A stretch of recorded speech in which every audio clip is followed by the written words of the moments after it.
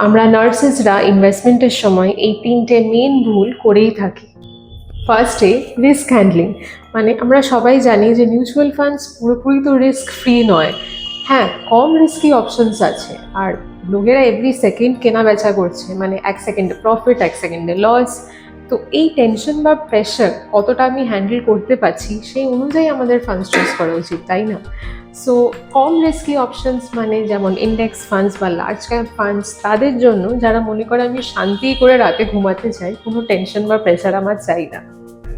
Next, goals, মানে আমরা হয়তো অনেকেই আছি যারা জানি না যে কেন ইনভেস্ট করছি। মানে 2 বছর পর হয়তো আমরা একটা গাড়ি কিনবো বা কোনো ফরেন ট্রিপে যাব। তো সেই ক্ষেত্রে সেফ অপশন চুজ করা ভালো। নিফটি 50 ইন্ডেক্স ফান্ড, যেটা আমি আগেও বলেছি, এটা খুবই সেফ, তুমি এটা চুজ করতে পারো। আর যদি 5 বছর, 7 বছর, 10 বছরের কোনো লং টার্ম প্ল্যান থাকে, তাহলে সেফ অপশন থেকে একটু বেরিয়ে small cap, mid cap funds mix করে আমাদের ইনভেস্ট করতে হবে।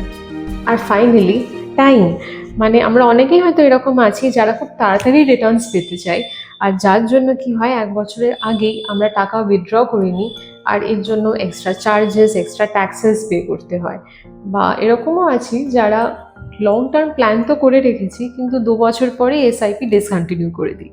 তো এখানে আমি একটা কথা বলতে চাই, আমার বাবা আমায় বলেছিল যে 1 কোটি পর্যন্ত রিচ করতে গেলে হয়তো আমাদের 10 বছর, 15 বছর কি 20 বছরও টাইম লাগলো, কিন্তু 1 থেকে 2 কোটি হতে গেলে হয়তো 2 বছর লাগলো, আর 2 কোটি থেকে 4 কোটি হতে আর 1 বছরই লাগবে। So this is the power of compounding, আর এতে অনেক পেশেন্স লাগে।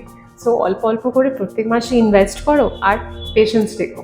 So happy investing. আর এই 3টে ভুল তো একদমই করবে না।